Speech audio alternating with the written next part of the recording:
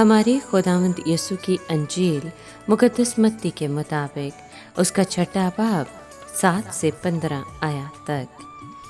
एक दिन यीशु ने अपने शागिर्दों से कहा, जब तुम दुआ करते हो तो गैर कौमों के लोगों की मानित बक न करो, क्योंकि वो समझते हैं कि हमारी ज़्यादा गोई से हमारी सुनी जाएगी। बस उनकी मानित ना होना, क्योंकि तुम्हारा बाप तुम्हारे मांगने से पहले ही जानता है कि तुम्हें क्या दरकार है। बस तुम इस तरह दुआ किया करो कि ए हमारे बाप, तू जो आसमान पर है, तेरा नाम पाक माना जाए, तेरी बादशाही आए, तेरी मर्जी जैसे आसमान पर पूरी होती है ज़मीन पर भी हो। हमारी रोज़ीना की रोटी आज हमें दे, और जिस तरह हम अपने कर्जदारों को बख्शते हैं, तू हमारे कर्ज हमें बख्श, और हमें आजमाइश में ना पड़ने दे, बल्कि हमें बुराई से छुड़ा। क्योंकि अगर तुम आदमियों को उनके कसूर बख्शोगे तो तुम्हारा आसमानी बाप तुम्हें भी बख्शेगा, लेकिन अगर तुम आदमियों को ना बख्शोगे तो तुम्हारा बाप तुम्हारे कसूर ना बख्शेगा। पाक कलाम के पढ़े और सुने जाने पर खुदावंद की बरकत हो, खुदा का शुक्र हो। अजीज़ दोस्तों, आज के कलाम में शामिल वो दुआ है जिसको आम तौर पर दुआए रबानी या खुदावंद की दुआ कहा जाता है। ये नाम इस्तेमाल करते हुए हमें याद रखना चाहिए कि यीशु खुद कभी ये दुआ नहीं मांगता था। उसने ये दुआ बतौर नमूना अपने शागिर्दों को सिखाई ताकि वो इसके मुताबिक अपनी दुआओं को तश्कील दिया करें। सबसे पहले बयान किया गया कि दुआ में खुदा बाप को मुखातिब करना चाहिए और तस्लीम करना चाहिए कि वो कुल कायनात पर हक में आला है। हमें दुआ को प्रस्तिश से शुरू करना चाहिए और खुदा ही की तारीफ़ और ताज़ीम करनी चाहिए, क्योंकि वही इसके लायक है। प्रस्तिश के बाद हमें ये मांगना चाहिए कि वो बातें तरक्की पाएँ जो खुदा चाहता है।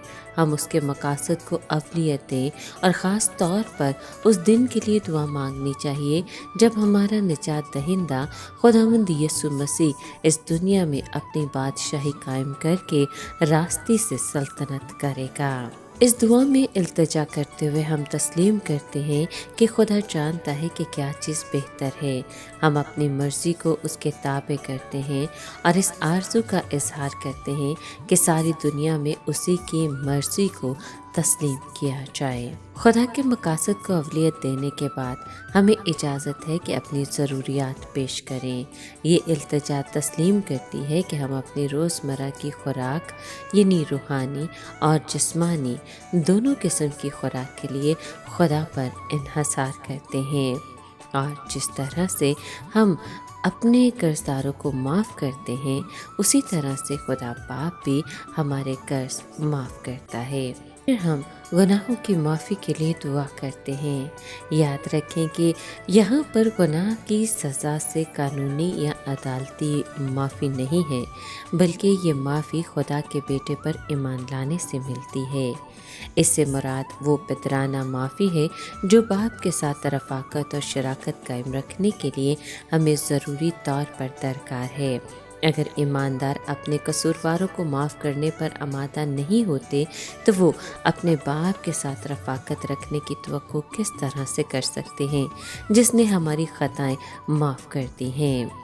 इसके बाद हम अपने तहफ़्फ़ुज़ और बका के लिए खुदा पर मुकम्मल इन्हिसार को तस्लीम करते हैं कि मैं किसी आजमाइश या मुश्किलात के सामने खड़ा नहीं रह सकता, इसलिए तू ही मेरा मुहाफ़िज़ हो और तू ही मेरा मददगार हो। ये उन सब की दुआ है जो दिल से चाहते हैं कि हम खुदा की कुदरत की मदद से गुनाह से बचे रहें। ये ज़िंदगी में शैतान और गुनाह की ताकत से बचने और हर रोज़ की निजात के लिए दिल की पुकार है।